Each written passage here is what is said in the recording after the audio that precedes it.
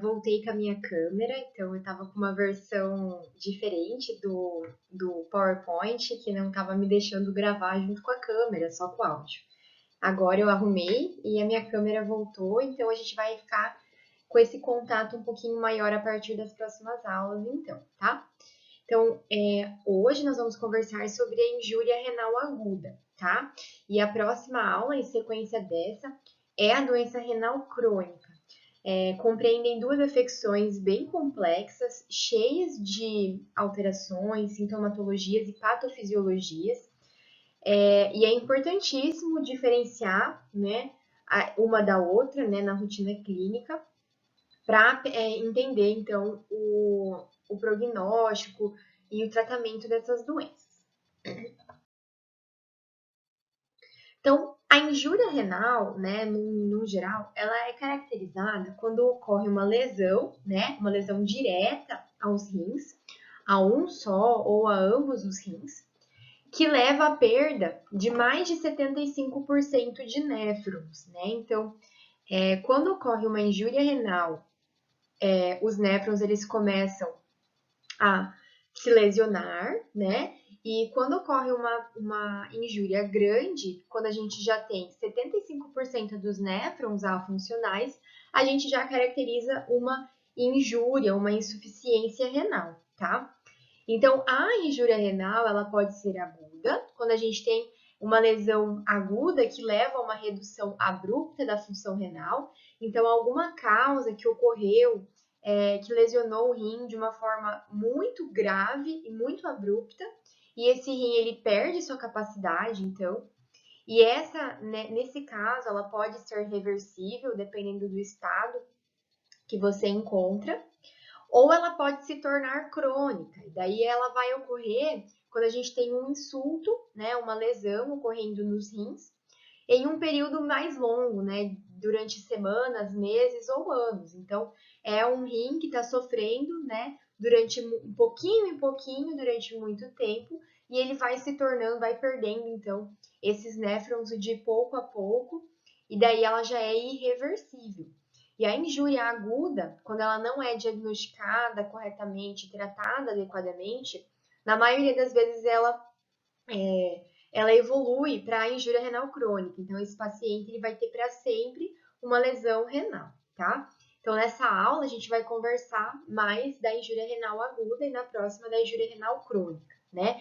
Então, o que que acontece? O rim, ele ainda tem uma capacidade de manter a homeostase normal do corpo com a perda de néfrons, né? Então, como os néfrons eles são estruturas que são regenerativas, existe uma quantidade grande, né, de néfrons tanto em cães quanto em gatos, e esses néfrons eles vão se perdendo ao longo da vida. Isso é normal, é fisiológico. Só que o rim ele consegue dar conta, né, das suas funções para manter a homeostase normal do corpo. Só que isso tem um limite, né? Então, quando a gente tem aí em torno de 50% a 67% de néfrons lesionados e afuncionais, a gente já começa a ter, então, perda da reserva renal e perda da capacidade de concentração da urina, que é um dos achados mais precoces de injúria renal, que é a perda da capacidade da concentração urinária. Quando a gente tem em torno de 75% de néfrons afuncionais, a gente já tem um paciente em insuficiência renal, e daí é um paciente que já está azotêmico, com o aumento dos níveis de creatinina e ureia, porque ele não consegue mais, não tem mais a capacidade de realizar suas funções de excreção, né, desses compostos nitrogenados, e eles se acumulam no sangue. E quando a gente já tem, né, mais do que 75% de néfrons afuncionais, a gente já tem, então, um paciente evoluindo para a morte, né? Então, uma lesão muito progressiva, quando ela não é identificada e que a gente não inicia, então, manobras adequadas para diminuir essa progressão, o paciente, então, ele pode vir a se tornar insuficiente renal crônico e até mesmo morrer por conta disso. Então, por isso que é importantíssimo a gente identificar o quanto antes os fatores que podem estar causando uma injúria renal aguda, para tentar controlar já no inicinho da doença e evitar que esse paciente piore muito e entre em estágios terminais ou até mesmo que ele venha a óbito por conta disso. Então, como um conceito da injúria renal aguda, ela é caracterizada por uma síndrome urêmica causada pela redução abrupta da função renal ou da eliminação da urina, levando à azotemia e à incapacidade de manter a regulação dos fluidos, eletrólitos e do equilíbrio ácido-base. Então, na injúria renal aguda, a gente, né, pensando lá nas funções dos rins, a gente tem as funções de excreção, homeostase e hormonal. Na injúria renal aguda, a gente tem, então, a perda dessas duas capacidades do rim, tanto de realizar a excreção, como de manter o equilíbrio hídrico e ácido e eletrolítico do paciente. A gente não tem, então, perda da função hormonal. E isso é importante para a gente diferenciar dos pacientes com doença renal crônica nos achados laboratoriais, que a gente vai conversar, então, sobre esses achados na aula de doença renal crônica. Então, o que a gente vai encontrar são pacientes com diminuição de excreção, né? Diminuição da excreção adequada de catabólitos tóxicos, né? E dos compostos nitrogenados e também dos excessos de água e vitaminas. E também um paciente que não consegue mais manter a sua homeostase no equilíbrio hídrico e eletrolítico, causando então graves alterações para o organismo como um todo. Tá? E ela é caracterizada por uma síndrome urêmica, né? O que é uma síndrome urêmica? É importante a gente diferenciar uremia de azotemia, tá? A azotemia é o termo que a gente utiliza para se referir aos aumentos séricos de ureia e creatinina no sangue. E a uremia, ou a síndrome urêmica, ela é o termo que a gente utiliza para estar relacionado com sintomas e lesões que a azotemia leva, né? Então, a gente sabe que a ureia e creatinina são compostos tóxicos, né, para o organismo. E elas lesam bastante mucosas, principalmente mucosas gastrointestinais. Então, o paciente em síndrome urêmica é aquele paciente que tem sintomatologia gastrointestinal decorrente da azotemia. A gente pode ter um paciente azotêmico e não urêmico, tá? E uma característica importante dos pacientes em MIRA é uma síndrome urêmica bem grave. Então, são pacientes que apresentam níveis de ureia e creatinina bem elevados no sangue, associados a sintomatologias bem importantes, bem proeminentes, como vômitos, diarreias e sangramentos gastrointestinais. Então, nós temos uma perda repentina da função renal por conta de um insulto, e esse insulto, então, vai levar à diminuição da taxa da filtração glomerular, então, o glomérulo e os néfrons, eles não conseguem mais realizar a filtração adequada e excreção adequada, né? Com elevação dos níveis séricos de ureia e creatinina e desequilíbrios hídricos, eletrolíticos e ácido base. E tudo isso vai, então, caracterizar um quadro de necrose tubular aguda, que daí quando a gente utiliza esse termo de necrose tubular aguda, é a mesma coisa que nefrose, tá? E, como a gente já conversou, essa injúria, ela ocorre num período de horas a dias. Então, são sintomatologias muito agudas e lesões muito agudas também. Então, como que acontece essa lesão? Como que é a patofisiologia da injúria renal aguda? Então, ela pode acontecer em diferentes etapas e por causas diferentes. Então, primeiro nós temos a possibilidade de uma lesão tóxica direta ao túbulo renal, né? Então, o que seria que causaria uma lesão tóxica? Seria o contato com os nefrotóxicos, que são aquelas substâncias que são tóxicas diretamente para os rins, com alto potencial de lesionar as células renais, né? E um exemplo seriam alguns antibióticos, como, por exemplo, os aminoglicosídeos, ou então corticosteroides em doses muito altas. São considerados, então, fármacos nefrotóxicos, além de alguns anestésicos, né? Então, eles têm esse potencial grande de causar lesão e injúria renal. E daí, o que acontece? Quando esse nefrotóxico entra, né? É filtrado pelo glomérulo e passa para os túbulos, o que acontece? Os túbulos renais, eles são compostos de camadas únicas celular, né? De células epiteliais. Então, essa característica já ajuda a fazer com que o túbulo sofra muito mais, de uma forma muito mais aguda com lesões, né? Por ter uma camada única celular. E essas células do túbulo, né, as células tubulares normais, elas possuem essa bordadura em escova, né, que serve para aumentar a área de absorção e filtração do túbulo do néfron. Quando o nefrotóxico entra diretamente em contato com essas células no túbulo, quando ele é filtrado, no ultrafiltrado glomerular, ele acaba causando uma perda, né, um arrasamento dessa bordadura em escova, e os néfrons, então, eles diminuem muito a redução, né, existe uma redução importante da área de absorção desse túbulo renal, causando, então, muita inflamação e liberação de diversos mediadores inflamatórios, que vai causar mais lesão ainda, e essas células elas vão se perdendo de uma forma muito rápida e o túbulo ele perde, então, a sua capacidade de uma forma muito aguda. Então, a lesão tóxica, ela ocorre pela presença de um nefrotóxico no túbulo renal, que vai causar, então, lesão por perda da bordadura de escova e diminuição da área da absorção tubular. Um outro mecanismo de patofisiologia da injúria renal aguda é uma lesão tubular isquêmica, né? Então, é quando ocorre uma vasoconstrição ou uma diminuição do aporte de oxigênio para os rins, né? Em casos, por exemplo, de desidratação grave, anemia importante, ou então hipotensão, né? Ou então pacientes com CIRS, choque, que apresentam muita vasoconstrição periférica, a gente acaba tendo, então, uma diminuição do aporte de oxigênio para os néfrons, né?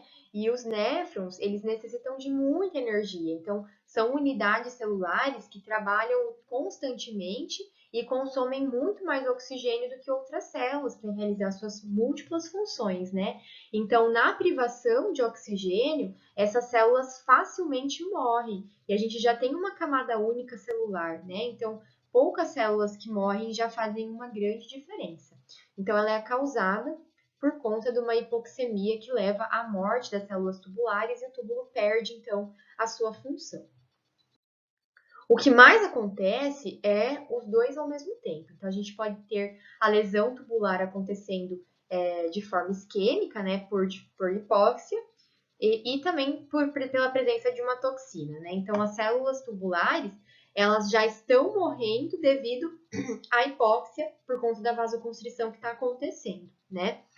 E isso vai levar, então, à descamação do epitélio com o envolvimento daquelas proteínas inflamatórias, e isso vai acabar formando um cilindro, né? Então, essas células que se perderam, que ficam aqui no lúmen tubular, elas são envoltas por proteínas inflamatórias e formam esse cilindro. E esses cilindros, eles são eliminados na urina, né? Então, são conhecidos como cilindros epiteliais, né?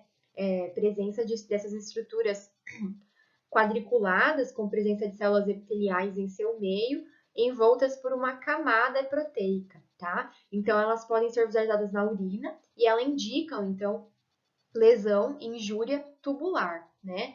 E, posteriormente, esse acúmulo desses cilindros vai causar obstrução do túbulo, que vai gerar mais injúria tubular ainda, e é um ciclo vicioso, tá? Então, esses cilindros, né, presentes na urina, eles indicam a injúria tubular. Outro mecanismo de ação que pode estar relacionado, então, com a patofisiologia da injúria renal aguda é por uma lesão glomerular isquêmica, né? Então, pela baixa e pela hipóxia, né, direta do glomérulo, ou então pelo depósito dos imunocomplexos, né? Então, como que acontece a lesão isquêmica, né? Então, tá chegando menos sangue no rim, né? Por conta de um episódio de hipotensão, anemia ou desidratação grave, né? Então, a arteríola aferente, ela acaba fazendo vasoconstrição, né? Para compensar essa diminuição de sangue que está chegando, né? E isso vai causar, então, mais hipóxia ainda, né? Com baixo oxigênio glomerular e tubular. E daí, para compensar a vasoconstrição da arteríola aferente, existe uma vasodilatação da arteríola eferente também, né? E essa vasodilatação, ela vai causar, então, alteração na reabsorção tubular e diminuição do fluxo sanguíneo capilar aqui peritubular, e daí o túbulo ele não consegue exercer a sua função, né?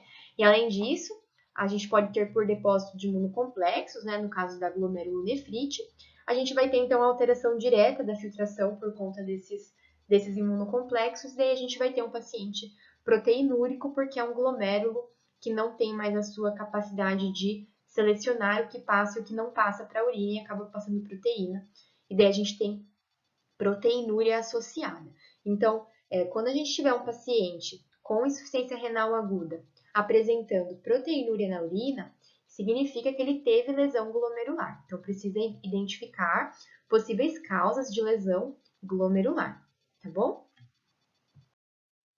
E quais seriam essas causas que levam a todas essas lesões, né? Lesão isquêmica, lesão inflamatória do túbulo renal ou do glomérulo, que vai causar, então, a injúria renal aguda. Então, causas de lesão renal aguda, né, que causam aquela nefrose aguda, seria principalmente a isquemia, porque, como a gente já conversou, o néfron, ele é uma estrutura que sofre muito por baixo oxigênio, então a isquemia é muito importante para os rins, eles são órgãos muito sensíveis e eles acabam, então, perdendo a sua função por conta de uma isquemia.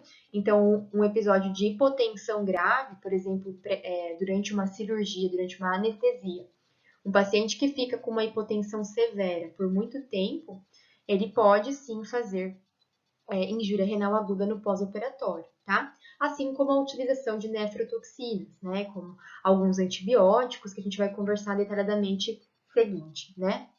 Quais seriam as causas, então, de nefrite intersticial aguda, né? Então, aquela lesão tóxica, né? Então, leptospirose, né? Então, a bactéria, ela causa lesão direta ao túbulo renal. Hipersensibilidade a fármacos, doenças sistêmicas, como, por exemplo, o lúpus, ou síndromes paraneoplásicas, ou ainda imunomediada, autoimunes, né? Podem causar, então, a inflamação do túbulo de forma muito aguda. Causas de glomerulonefrite, a gente já conversou na última aula sobre glomerulopatias, né? Então, doenças sistêmicas infecciosas, parasitárias, inflamatórias ou imunomediadas, que levam, então, à deposição desses imunocomplexos no glomérulo. A pielonefrite, que é a inflamação e a infecção da pelve renal, ela é causada, então, por uma infecção bacteriana do parênquima renal, que pode causar, né, também é tóxico para os néfrons. Doenças oclusivas dos vasos renais, então, tudo aquilo que pode causar, então, oclusão dos vasos renais e hipóxia, então, por exemplo, vasculites, né? Doenças infecciosas, geralmente, elas cursam com vasculite, que é a inflamação dos vasos sanguíneos. E daí, se a gente tem vasculite em um órgão que necessita muito de aporte sanguíneo, a gente tem um órgão que sofre bastante, que é o rim, né? Então, doenças infecciosas, hipersensibilidade a fármacos, imunomediadas, poliartrite, tromboembolia, hipercoagulabilidade, tudo isso pode causar, então, né, presença de microtrombos ou oclusão dos vasos renais, que vai acarretar em hipóxia e vai ter, então, lesão tubular aguda. E outras causas, né? Então, distúrbios eletrolíticos, como, por exemplo, a hipercalcemia. Então, pacientes com hipercalcemia, eles podem ter deposição de cálcio em tecidos moles, e um desses tecidos é o próprio rim. Então, esse cálcio que se deposita no rim causa lesão direta, e a gente pode ter, então, injúria renal aguda, obstrução tubular por precipitação de cristais, né? Então, aquelas obstruções devido à presença dos cilindros, né, dentro do túbulo também pode causar lesão tubular. O aumento do fósforo, sulfonamidas, né, que são grupos de nefrotóxicos e outros, tá? Então, a gente vai conversar mais detalhadamente sobre algum desses grupos que são potenciais nefrotóxicos para a gente se ater toda vez que a gente se deparar com um caso desses, tá? Então, dentre as nefrotoxinas, as mais conhecidas seriam os antibióticos, né? Então, os grupos das tetraciclinas, aminoglicosídeos, cefalosporinas e sulfonamidas possuem potencial nefrotóxicos, então a gente pode ter aqui a gentamicina, é um potente nefrotóxico, por isso que ela não é comumente utilizada na rotina, tá? Enrofloxacina também pode causar nefrotoxicidade, tá? A anfotericina B, que é um antifúngico utilizado em algumas doenças fúngicas, tem um alto potencial nefrotóxico, então Existem outras opções terapêuticas para doenças fúngicas que devem ser levadas em considerações para a gente evitar, né, uma nefrotoxicidade. Alguns antihelmínticos, né, alguns parasitários, então se ater-se na formulação do parasitário que você está prescrevendo contém a tiacetarzamida, tá? Que é um potente nefrotóxico. Quimioterápicos, então, no geral, como a doxorubicina, cisplatina e o metotrexato. Então, se for um paciente que precisa de quimioterapia, você precisa levar em consideração que são substâncias com potencial nefrotoxicidade, você precisa realizar o acompanhamento renal desse seu paciente. Contrastes radiopacos, né, quando a gente precisa realizar algum exame contrastado, como, por exemplo, mielogramas, tomografia, alguns exames de imagem, como por exemplo a cistografia excretora, tem que levar em consideração que eles são nefrotóxicos, anestésicos em geral, analgésicos, anti-inflamatórios. A presença de mioglobina ou hemoglobina passando diretamente pelos túbulos, né? Então, o que causa, né? Por exemplo, pacientes com anemias hemolíticas graves. Daí a gente tem, então, a presença a gente tem muita destruição das hemácias e liberação de hemoglobina na circulação sanguínea, que ela vai ser filtrada lá no rim e eliminada na urina. E essa hemoglobina, ela causa lesão direta nos túbulos, assim como a mioglobina, no caso de lesões musculares, hipercalcemia, presença de metais pesados, como por exemplo o mercúrio, o etilenoglicol, que é um veneno, né, um tóxico, tem potencial nefrotoxicidade, e pesticidas e herbicidas em geral, tá? Então, sempre levar em consideração, então, evitar sempre o uso desses fármacos, né, que tem potencial nefrotoxicidade, e quando você for prescrever algum desses fármacos, né, por exemplo, precisa fazer uma anestesia, precisa realizar uma analgesia, é importante que você saiba como está a condição renal do seu paciente, né, para você fazer o ajuste de dose se for um paciente que já tem uma lesão renal, né? Então, é importante a gente sempre levar em consideração esses detalhes.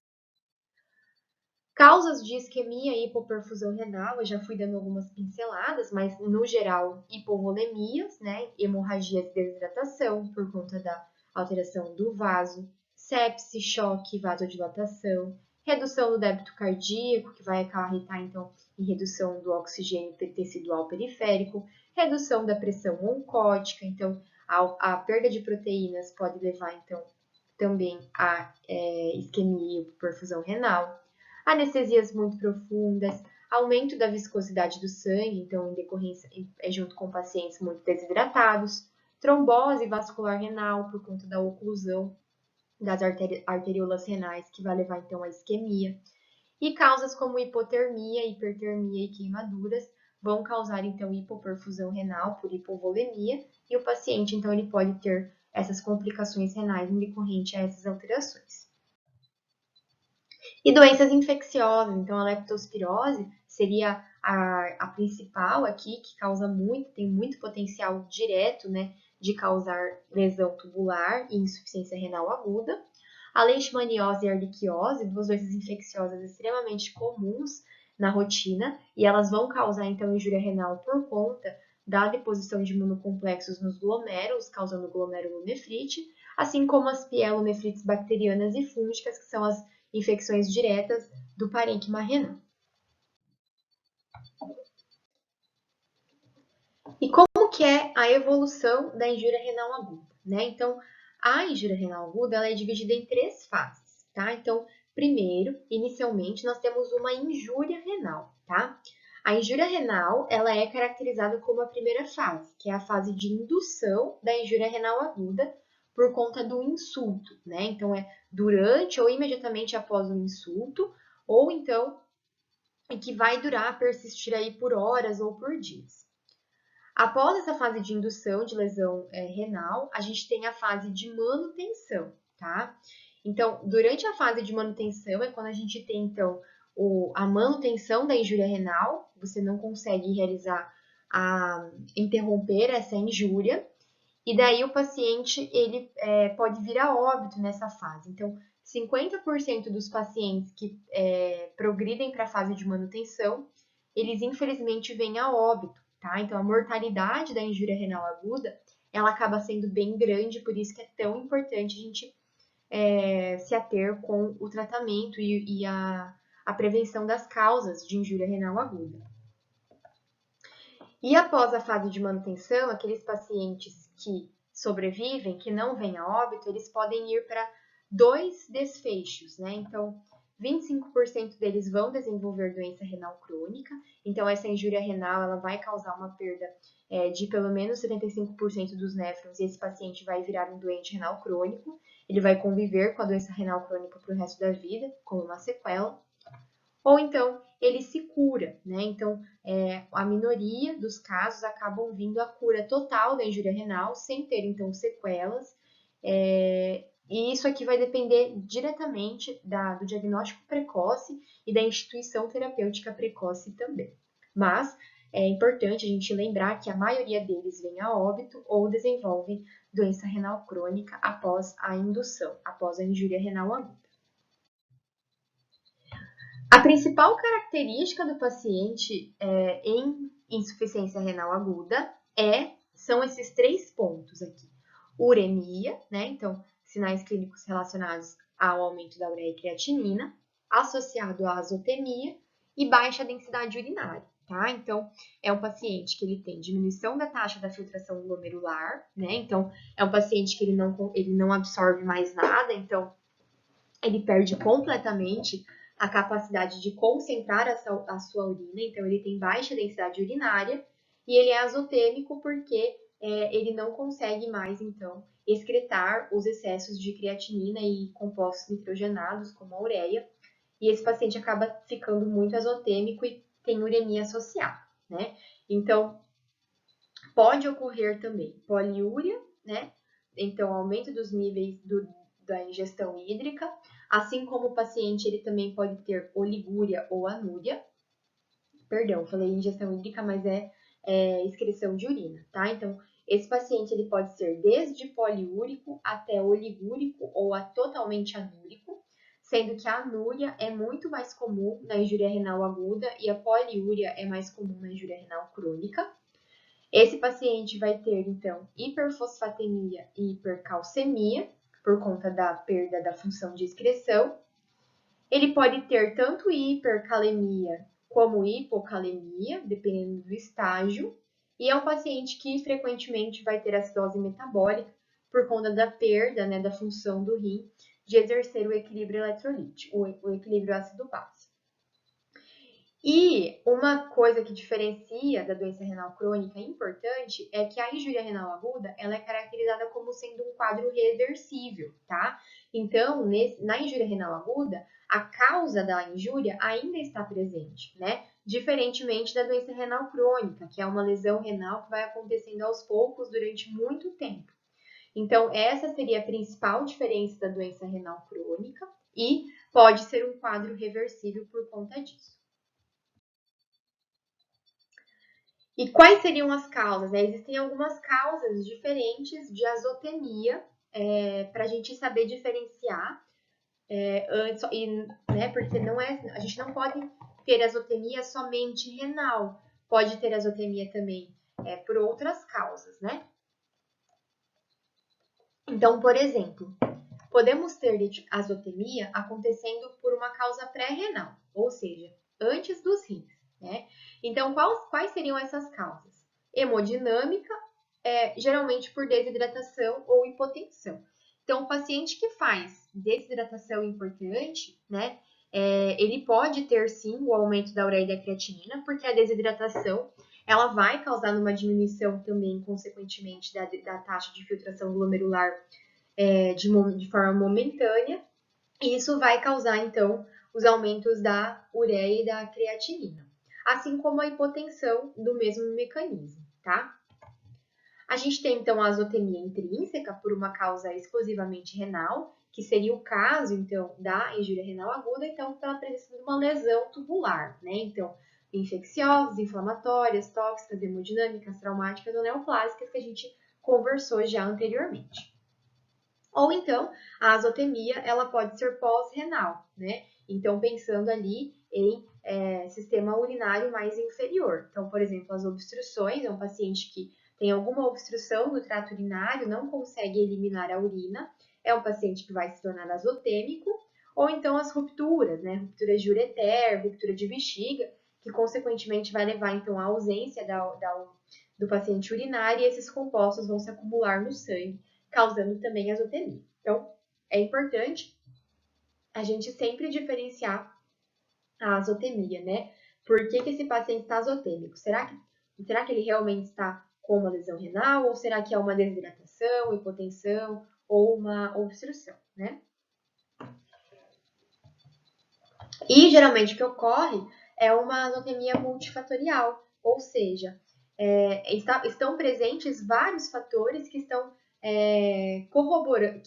colaborando então para essa azotemia, tá? Então, na injúria renal aguda, a gente pode ter esses fatores ocorrendo juntos, né? Então, temos um paciente que está desidratado por conta da injúria renal aguda, um paciente que está tendo lesão direta e que ele pode estar, por exemplo, anúrico, né? Ou então com uma causa de obstrução que vai levar à injúria renal aguda, tá? Então, na maioria das vezes, a gente tem esses três pontos acontecendo juntos.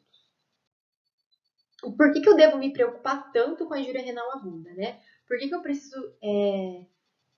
preciso identificar ela precocemente e iniciar o tratamento quanto antes, né? Então, porque a gente pode ter reversão, né? Então, como a gente conversou anteriormente, nas fases da doença da injúria renal aguda, existe uma pequena parcela de indivíduos que podem se curar, né? Então, a gente precisa pensar e focar nessa minoria, né? Então, a gente pode ter reversão do quadro em 40 a 50% dos casos, tá? E além disso, é uma doença que leva um tempo de recuperação geralmente muito longo, tá? Então é importante que a gente monitore e acompanhe esse paciente.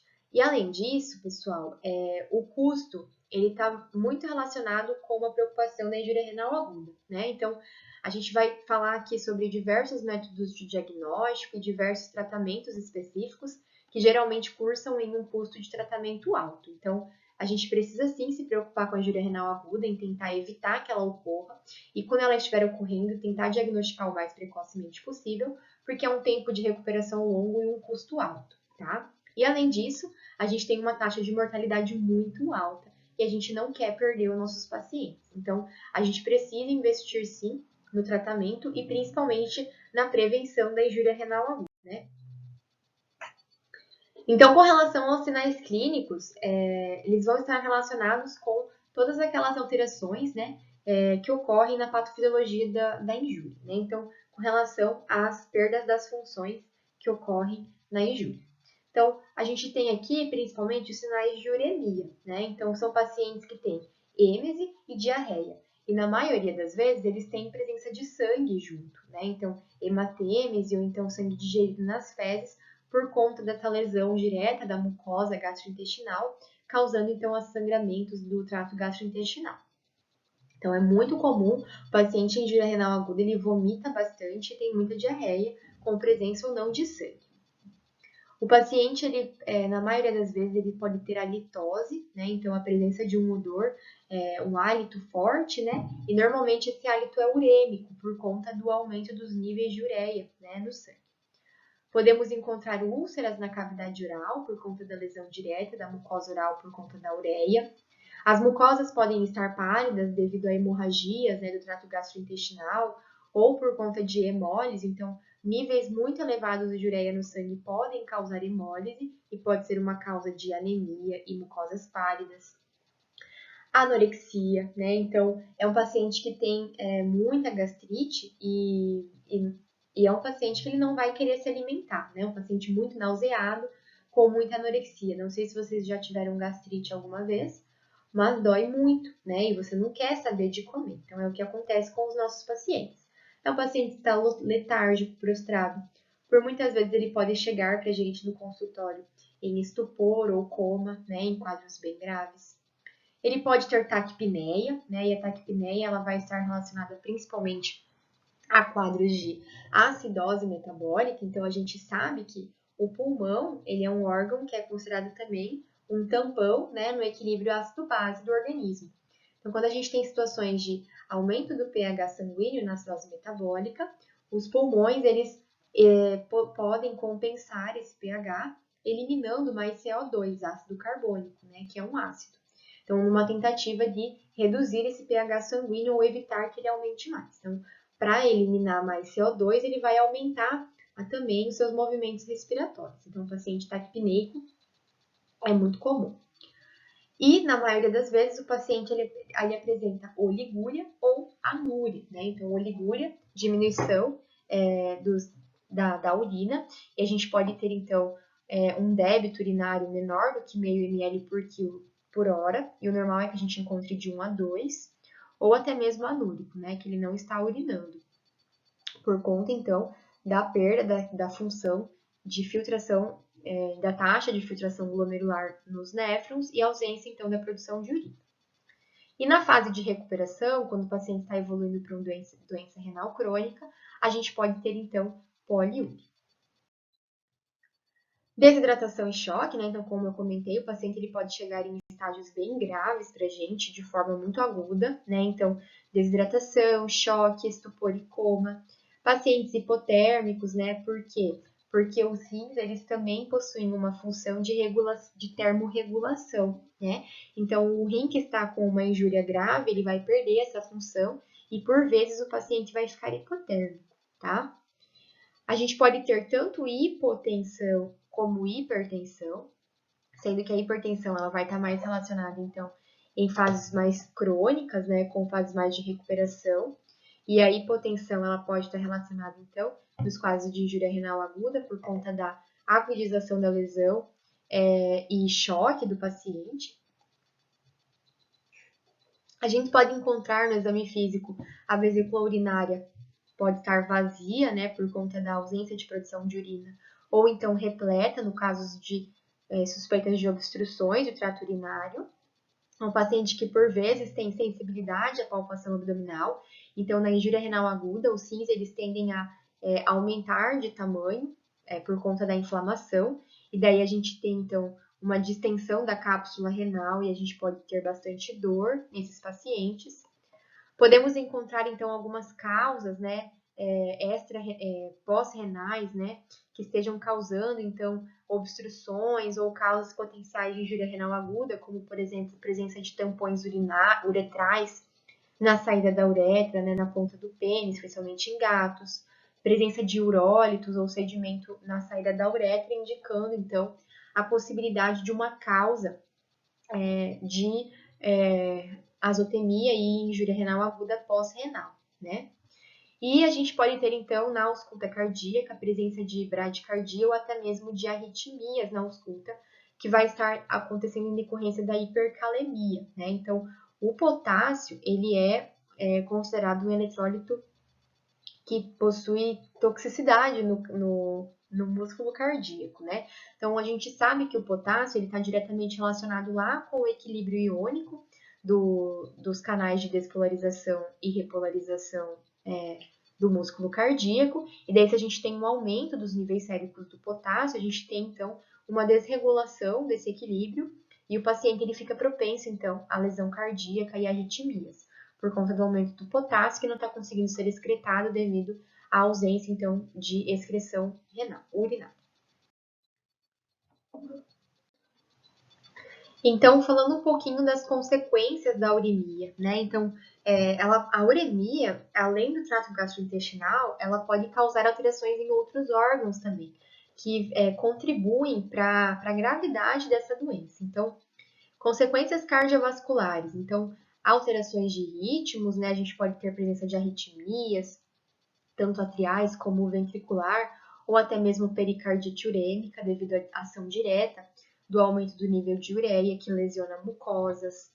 Causas neurológicas, então, a gente pode encontrar pacientes em neuropatia urêmica, né? Então, pacientes com sinais neurológicos associados a um aumento importante da ureia, né? Então, a ureia, ela tem potencial neurotóxico também, e o paciente ele pode apresentar, então, convulsão, estupor, coma e outros sinais neurológicos decorrente, então, desse aumento exorbitante da ureia.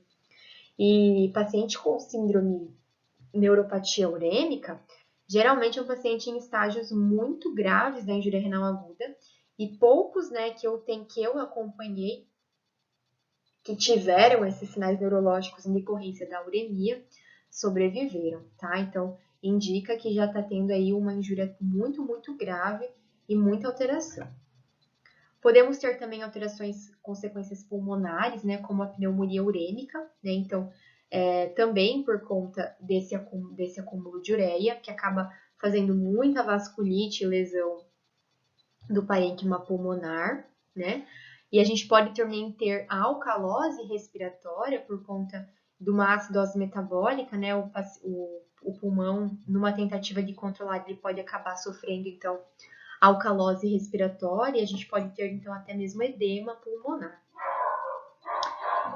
E a gente pode ter também consequências nutricionais, né? Então, a gente pode ter imunodeficiências, aumento do catabolismo muscular, tudo isso em decorrência tanto da proteinúria, que acontece por conta da lesão glomerular, assim como por conta da diminuição da taxa de filtração glomerular. E a inflamação, né, e o estresse oxidativo, que acontece de uma forma muito, muito exorbitante na injúria renal aguda. Então, é um foco de inflamação muito grave, e a gente tem, então, um aumento da liberação de radicais livres no organismo como um todo, e a gente pode ter até um foco aí de síndrome da resposta inflamatória sistêmica. Então, como que a gente realiza o diagnóstico, né? Então, o diagnóstico da injúria renal aguda, assim como vocês vão ver na doença renal crônica, é baseado num passo a passo. Então, a gente pode ter alterações em diversos exames, né? Tanto alterações laboratoriais e alterações de imagem, que vão nos auxiliar, então, a fechar o diagnóstico. Então, com relação à anamnese, é muito importante que seja feita uma anamnese bem detalhada para a gente tentar identificar a causa provável da lesão. Então, durante a anamnese, você vai conseguir determinar se é uma evolução mais aguda, né, que está mais relacionada com a injúria renal aguda mesmo, sintomatologia que começou de uma forma muito aguda, geralmente, paciente que começou a ter vômitos, diarreia de uma forma muito abrupta e muito grave.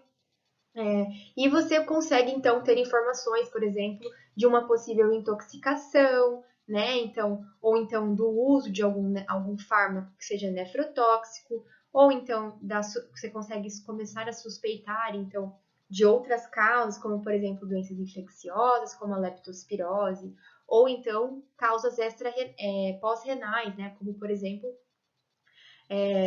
obstruções uretrais ou cálculos uretrais, tá? O exame físico, então, é importante que você realize ele de uma forma bem detalhada, para você tentar encontrar, então, por exemplo, lesões de uremia, como, por exemplo, o hálito urêmico, ou então as lesões da cavidade oral, dor na palpação abdominal, em região mais epigástrica e mais dorsal relacionada aos rins, né? Então, tudo isso você consegue visualizar no exame físico. O hemograma, ele não vai te trazer muitas alterações relacionadas à injúria renal aguda em si, mas sim ele vai ajudar você a descartar doenças infecciosas que podem levar à injúria renal aguda, né? Então, com o hemograma, você consegue ter uma noção se esse paciente pode estar tendo um processo de erliquiose ou de leishmaniose, que causam, então, muita deposição de imunocomplexos e podem causar glomerulonefrite e insuficiência renal aguda. Assim como, por exemplo, presença de sinais compatíveis com leptospirose, tá? E daí o perfil bioquímico e os eletrólitos, eles vão ser muito mais importantes para o diagnóstico, porque a gente vai conseguir, então, avaliar as alterações relacionadas às alterações da função renal que estão presentes na injúria renal aguda, né? Então, é um paciente que tem uma azotemia bem considerável, tá? Então, um aumento importante dos níveis séricos de ureia e creatinina, né? Então, por exemplo, a creatinina do paciente, que vai até 1,5, a gente pode ter, então, níveis bem elevados, podendo até passar de 10. Assim como a ureia, que vai até 90, a gente pode ter níveis bem importantes, acima de 400, acima de 500, que são, então, potenciais tóxicos para as mucosas, tá? Podemos ter, então, nos casos de pacientes com oligúria ou anúria, a presença do potássio aumentado, né? Então, o potássio, quando ele está maior do que 6, a gente já tem um nível de potencial cardiotoxicidade, e daí a gente precisa sempre nesses pacientes investigar com eletrocardiografia a presença de arritmias relacionadas à hipercalemia, tá? E a gente pode ter também a hiperfosfatemia, o aumento dos níveis séricos de fosfato, em decorrência da não excreção do fósforo por conta da diminuição da taxa da filtração glomerular devido à lesão aguda no. Com relação à urinálise, é outro exame que sempre deve ser solicitado, tanto em qualquer paciente com sintomatologia de doença do trato urinário, e mais importante ainda para os pacientes em injúria renal aguda e doença renal crônica, tá? A gente vai ter bastante informação com a urinálise. Então, a primeira alteração que a gente pode encontrar é a alteração na densidade urinária. E daí a gente pode ter tanto uma hipostenúria, que é uma diminuição da densidade urinária, e a gente pode ter até isostenúria, que é quando a densidade urinária ela está do mesmo nível do ultrafiltrado glomerular, que é quando a urina nem chegou à sua capacidade de concentração aí. Então, só para relembrar um pouquinho das aulas de laboratório clínico, para vocês entenderem essa hipostenúria e essa isostenúria, tá? Então, a gente tem o glomérulo, né, lá na cápsula de Bowman, que é uma estrutura porosa, e quando o sangue ele chega, então, na cápsula, estruturas grandes não conseguem passar pelo glomérulo, né, como a gente já conversou na nossa aula de fisiologia renal, né? Agora, a água, gordura e eletrólitos, eles passam, né, e eles são filtrados para compor a urina, e eles são chamados, então, de ultrafiltrado glomerular. Conforme esse ultrafiltrado glomerular vai passando pelo tubo, ele vai reabsorvendo tudo que precisa retornar à circulação sanguínea, né, eletrólitos importantes, etc. Vão sendo reabsorvidos pelos vasos sanguíneos que estão passando junto aos túbulos, né, para o sangue, junto com o túbulo que acompanha. E a água, pessoal, ela é reabsorvida, né? Lembra que tem uma porção do néfron que reabsorve água. E essa água ela vai ser reabsorvida até que a densidade da urina chegue aos valores normais para a espécie, que é de 1020 a 1045, tá? Então, essa densidade ela se forma em decorrência da reabsorção hídrica, tá? Se por acaso o paciente tem uma densidade diminuída, significa que temos um problema no túbulo, né? Então, o túbulo ele não está conseguindo fazer a reabsorção adequada de água.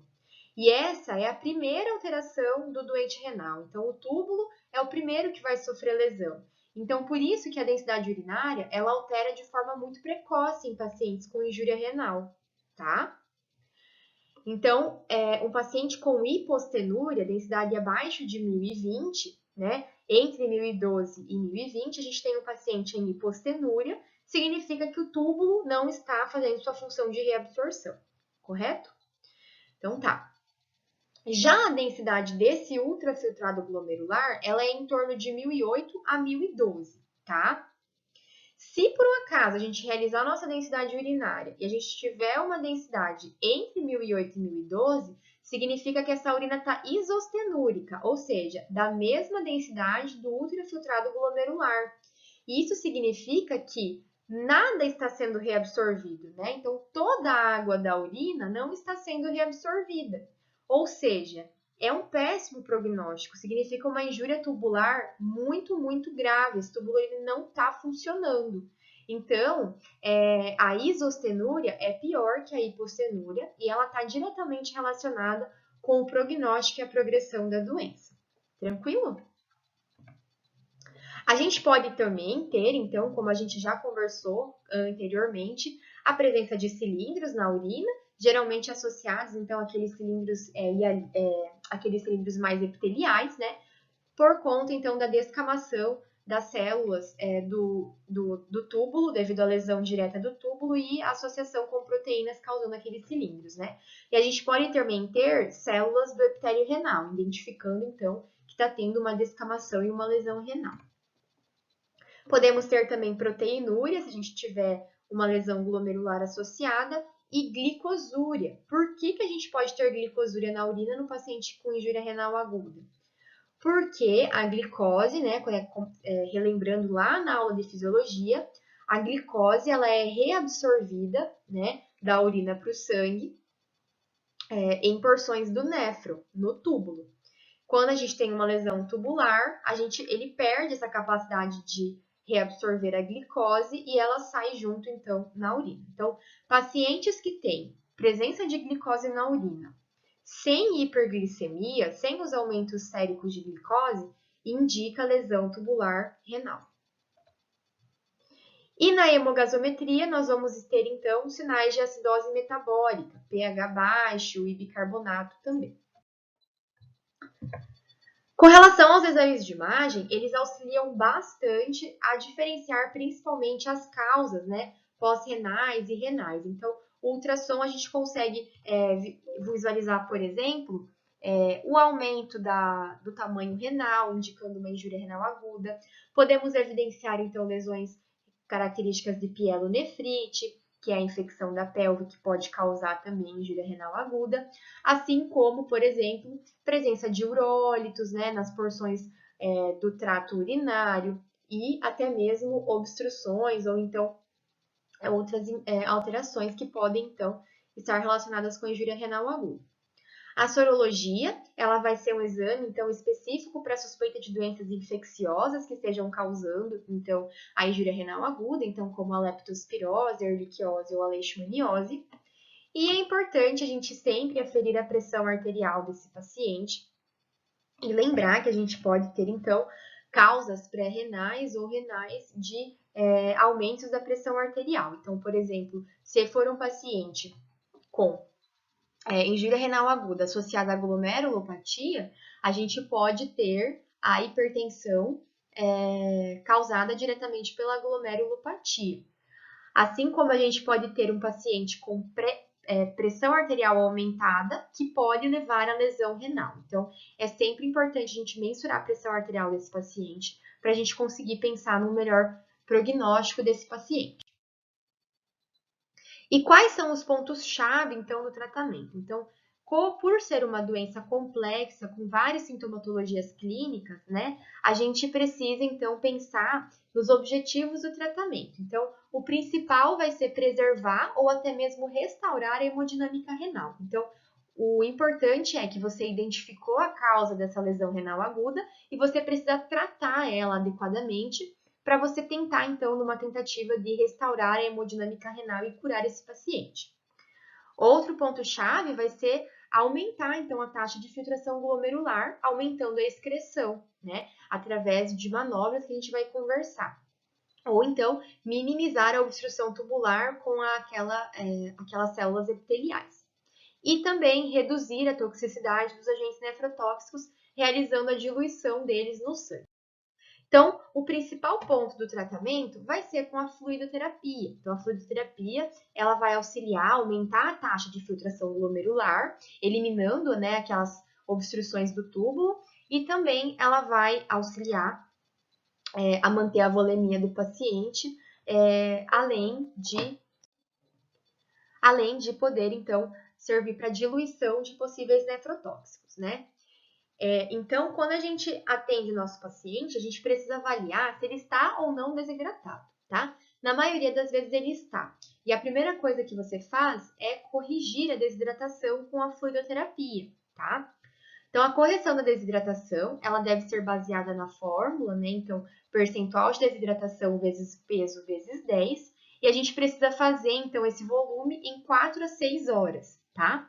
Após realizar esse volume, nós reavaliamos o status de desidratação desse paciente. Se o paciente já estiver hidratado, você mantém com a fluidoterapia de manutenção, baseando-se se ele está tendo vômito, diarreia ou não, como vocês já viram, provavelmente, na disciplina de farmaco ou na disciplina de terapêutica. Caso alguém tenha dúvidas sobre fluidoterapia ou cálculo, por favor, me procure, né? Então, a gente não tem muito tempo para ficar falando nas aulas, acaba ficando aulas muito cansativas se eu for entrar nesses detalhes. Então, por favor, se vocês tiverem dificuldade nesses pontos, né? Ou então pontos anteriores, como exames laboratoriais, né? Alterações laboratoriais, por favor, me mandem um e-mail, me mandem uma mensagem, né? Tanto lá no FPR Virtual como no Teams, que a gente conversa, a gente faz uma videochamada para a gente conversar sobre esses detalhes, tá? Mas eu não vou ficar me aprofundando muito nessa aula, porque a gente não tem muito tempo, então a gente fica aqui o dia inteiro conversando. O outro ponto para a gente realizar a fluidoterapia, um outro objetivo é a proporcionar, então, a diurese. Então, como são pacientes que, na maioria das vezes, estão com taxa de filtração glomerular muito baixa, associado, então, à oligúria ou anúria, a gente precisa, então, promover a diurese para tentar preservar as funções desse rim. Então, a fluidoterapia, ela auxilia a aumentar a diurese. Ela é a primeira escolha, né, de tratamento para aumentar a diurese do paciente. Então, o paciente com injúria renal, ele é um paciente que está com uma sonda uretral para a gente poder fazer uma monitoração desse débito urinário que vai ter relação com o prognóstico do tratamento, né, da doença. Então, o ideal é que pacientes em fluidoterapia, eles estejam com um débito de no mínimo 2 ml/quilo por hora, tá? Se esse débito estiver mais baixo do que isso, né, no paciente oligúrico, anúrico, ou até mesmo que já está recebendo fluidoterapia e continua com o débito baixo, a gente precisa, então, partir para outras manobras de aumentar essa diurese. Então, o outro ponto para aumentar a diurese e tentar realizar a diluição, né, desse ultrafiltrado é com a utilização dos diuréticos. Mas a gente precisa tomar o cuidado de realizar o diurético somente se o paciente estiver hidratado, tá? Porque se for um paciente que já está desidratado e a gente fazer um fármaco que vai estimular que ele perca mais líquido ainda, a gente pode causar graves consequências nesse nosso paciente. Então, a gente só vai entrar com diurético depois que a gente fez a fluido e que mesmo com a fluido não adiantou. Então, o primeiro de escolha é a furosemida, nas doses que podem variar de 2 a 8 miligramas por quilo intravenoso, tá? O ideal é a gente iniciar com a dose mais baixa e ir monitorando de hora em hora. E se após 1 hora que você iniciou a dose não melhorou, você aumenta a dose até chegar a 8 miligramas. Ela tem ação em até 30 minutos, então por isso que você precisa fazer o acompanhamento do débito pela sonda uretral, tá? Se você já fez, né, já chegou na dose de 8 miligramas por quilo e ainda não aumentou a diurese, você pode colocar esse paciente em infusão contínua de furosemida, tá? Durante 6 a 8 horas ou até mesmo até 48 horas em infusão contínua. Mas você precisa ficar monitorando sinais de sinais de desidratação e o débito urinário. E se mesmo com a furosemida não resolveu, você pode tentar então com o manitol, tá? O manitol ele também pode ser realizado intravenoso ou então em aplicações a cada 4 a 6 horas durante 24 a 48 horas, tá bom? E é um fator prognóstico, pessoal. Se mesmo vocês fazendo tudo isso, o débito urinário do seu paciente continua baixo, significa que ele teve uma lesão muito, muito grave no rim e dificilmente esse paciente vai se recuperar, infelizmente. Então, a avaliação da hidratação, ela faz parte do tratamento, porque ela que vai dizer como que tá, né, se o paciente ele tá tendo a capacidade de concentrar, se o paciente está com o rim funcional, se esse paciente está respondendo bem à fluidoterapia. Então, como que você avalia a hidratação no internamento? Através do peso, então é importante você pesar o seu paciente diariamente, né? Então, o paciente hidratado, ele vai ou manter o peso ou até mesmo ganhar algumas gramas ao longo dos dias. O que não pode é ele continuar perdendo peso mesmo com a fluidoterapia. Se ele estiver perdendo peso mesmo com fluido, significa que a sua fluido não está sendo efetiva, precisa reavaliar. A avaliação do hematócrito, então o paciente hidratado ele costuma ter uma diluição maior do hematócrito. Pacientinho com o narizinho molhadinho, secreção nasal serosa, mucosas brilhosas, com turgor cutâneo adequado, são pacientes hidratados, assim como pacientes taquicárdicos, né, são pacientes desidratados e pacientes hipotérmicos também. Então, você pode controlar a hidratação através desses parâmetros também. E claro, você precisa ter cuidado com a hiperidratação. Então, não é só você colocar o seu paciente no acesso venoso e deixar fluido gotejando a rodo, né? É só largar fluido gotejando lá, tá? Porque você pode causar, então, uma hiperidratação. E a hiperidratação é muito mais maléfica do que a desidratação. Paciente que tem lesão renal, que recebe muita fluido, ele faz mais lesão renal ainda, tá? Então, além disso, esse fluido em excesso que não está conseguindo ser excretado, ele vai se acumular em algum lugar. Então, os mais comuns são parênquima pulmonar, causando crepitação pulmonar e estertores na ausculta, e nas periferias. Então, a gente pode ter um paciente com edema de membros, ou então até mesmo ascite, em decorrência da hiperidratação. Então, é um paciente com lesão renal, tem que levar em consideração que você quer tentar que ele volte à sua função, né? Você não quer dar mais trabalho ainda para ele, né? Então, se é um néfron que já está prejudicado, tem pouco néfron, não está conseguindo realizar a filtração, você vai dar mais coisa ainda para ele filtrar, mais fluido ainda, você vai sobrecarregar ainda mais, esse rim vai sofrer cada vez mais e esse fluido que não vai ser excretado vai se acumular. Então, aqui é um esqueminha de todas as consequências nos sistemas diferentes que a hiperidratação pode causar. Então, a fluidoterapia, ela deve ser feita com cautela, com base nos cálculos, com bomba de infusão, né? E você precisa estar diariamente avaliando a hidratação do seu paciente, que isso vai ter total relação com o sucesso da terapia.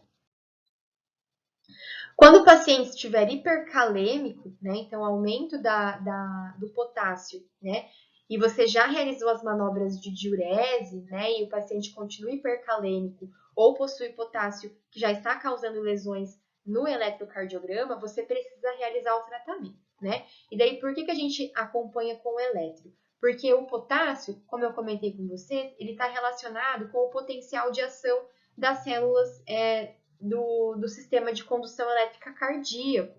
Então, quando a gente tem aumento do potássio, a gente tem interferência no potencial elétrico. A gente pode ter algumas alterações características no eletro, como, por exemplo, a onda T, né? Então, o principal achado no eletro de hipercalemia é a onda T bem alta, às vezes até maior que a onda R, e bem pontuda. A gente fala que é uma onda T em tenda, tá? Então, ela está relacionada com o aumento do potássio e ela pode causar, então, sérios prejuízos, né?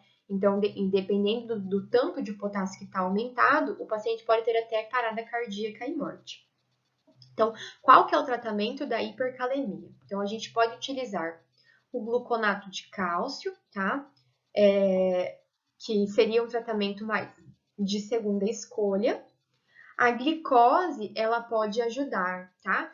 Por quê? Porque a cada uma molécula que entra na célula de glicose, ela leva junto duas moléculas de potássio. Então, se você tem altos níveis de potássio no sangue, se você colocar glicose para dentro do sangue, você vai estimular com que esse potássio entre para dentro da célula, tá? Então, a glicose pode ser realizada e ela pode até ser realizada junto com a insulina, que daí vai promover uma entrada na célula muito mais rápida. E se o paciente estiver com acidose associada, o bicarbonato, que é o tratamento da acidose, vai também resolver a hipercalemia. E a hipocalemia, né? Então, a hipocalemia também pode estar presente, principalmente em estágios mais graves ou mais crônicos da lesão, né? Ou pacientes que fizeram muita diurese, eles podem acabar perdendo muito potássio e fazer hipocalemia. A hipocalemia, ela deve ser reposta, né, através da fluidoterapia, baseada na dosagem sérica. Então, existe uma tabelinha para você se basear em quanto de potássio que você vai administrar para o seu paciente, dependendo do tanto de potássio que está no sangue, tá? Caso você não tenha como realizar essa dosagem, por exemplo, do potássio, né, adequada para realizar o cálculo, você pode fazer uma suplementação empírica através da colocação de 3 ml de citrato de potássio na fluidoterapia, juntamente com a fluidoterapia, tá? Que também é uma opção, né? Só que ela não vai ter tanto efeito se o paciente tiver uma hipocalemia mais severa. E é importante a gente realizar o tratamento, né, a reposição do potássio, acompanhando com eletro, para você evitar, então, a presença daquelas arritmias devido ao potássio. Com relação à acidose metabólica, a gente só vai tratar a acidose com base na hemogasometria, tá? Então, não tem como você olhar para o paciente, fazer outros exames e falar, ele está em acidose e eu vou fazer o tratamento, tá? Por quê? Porque o tratamento da acidose ele é indicado a partir de pH menor que 7 ou bicarbonato menor do que 14. E a gente só consegue essas informações com o hemogasômetro, tá? Se por um acaso você realizar a reposição do bicarbonato no seu paciente sem a hemogasometria e sem ter certeza desses níveis de pH e de bicarbonato, você pode causar no seu paciente alcalose metabólica, que é muito pior, né? E não tem um tratamento efetivo como a acidose. Então, paciente com suspeita de acidose metabólica, você só vai tratar se você fizer a hemogasometria. E o tratamento é com a utilização do bicarbonato, e daí você faz um cálculo baseado, então, nos achados da hemogaso, e ele vai te dar o volume que você precisa repor, né? E daí aqui eu até coloquei, né, a reposição empírica de potássio, mas lembrem-se que deve ser feita somente com hemogaso. E você sempre vai fazer 1/3 da dose inicial em 30 minutos e o resto depois. E uma coisa muito importante é a gente precisa fazer o suporte gastrointestinal e nutricional desse paciente, né? Então, são pacientes que estão tendo muito vômito, muita diarreia, não estão se alimentando, e isso piora muito o quadro da injúria, né? Então, o paciente ele precisa ter um suporte nutricional adequado e a gente precisa controlar esses sintomas. Então, o paciente com IRA, né, ele pode ter aquelas lesões, né, aquelas úlceras bem doloridas e bem infeccionadas na cavidade oral. Então, é importante a gente realizar a higiene bucal. Podemos realizar com pomadas, né, ou até mesmo com soluções à base de clorexidine para realizar a limpeza dessas úlceras e dar mais conforto para o nosso paciente. Dá para utilizar pomadas como o Bepantol também, sem problemas. Antieméticos, né, importantíssimos, são pacientes que têm muita náusea e muito vômito, então se você conseguir fazer antieméticos de boa qualidade é melhor, como por exemplo o Serenia, que eles acabam tendo muito mais resposta, né? Também dá para utilizar a ondansetrona e a metoclopramida. E os protetores gástricos, né, como o omeprazol e o sucralfato. E o sucralfato ele vai ser bem interessante para paciente que tem também lesão em cavidade oral, que ele ajuda, né, o sucralfato via oral ajuda a diminuir, então, a dor, né, dessas lesões, e ela forma uma camada em cima das lesões, protegendo essas lesões para elas cicatrizar, tá? E lembrando que são pacientes, na maioria das vezes, estão internados, então optar pelos tratamentos pela via intravenosa para ter um sucesso terapêutico maior. E manter o suporte nutricional desse paciente, né? Tanto por sonda nasogástrica como por sondas esofágicas, né? Então, são pacientes que eles não vão estar querendo se alimentar por conta própria. E você precisa fornecer esse suporte, né? O paciente ele precisa se alimentar. É fator prognóstico para as doenças renais, tá? Então, quanto antes o animal se alimentar, melhor e mais rápida será a recuperação desse paciente. A diálise, né, os métodos dialíticos, eles são os únicos métodos que servem para diminuir os níveis de ureia e creatinina no sangue, tá? Então, eu vou comentar mais sobre isso na aula de doença renal crônica, mas fluidoterapia, não se enganem, ela não diminui nível de creatinina ou de ureia, tá? Para diminuir os níveis de creatinina e ureia é somente com as diálises, né? E daí a gente tem a diálise peritoneal, que ela é muito menos efetiva, mas na maioria das vezes é a única opção que a gente tem, né? Que é então pela administração de uma solução à base de solução fisiológica com glicose, né? E a gente coloca essa solução no peritônio do animal e depois drena, né? Para a gente tentar, então, diminuir esses níveis de azotemia e melhorar a filtração glomerular.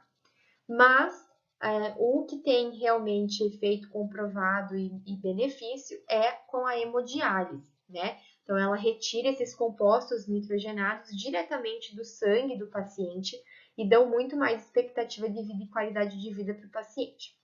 Só que é um exame extremamente caro, é um exame que não é qualquer lugar que faz, precisa de aparelho pessoal e instalações adequadas para realizar uma hemodiálise, acompanhamento 24 horas, UTI, né? Não é qualquer pessoa que consegue fazer uma hemodiálise, tá? E é um tratamento muito caro. Então, nem sempre você consegue fazer, mas você precisa sempre oferecer para o seu proprietário, principalmente naqueles pacientes com níveis de azotemia muito graves, muito altos e que estão tendo muita sintomatologia e baixa qualidade de vida.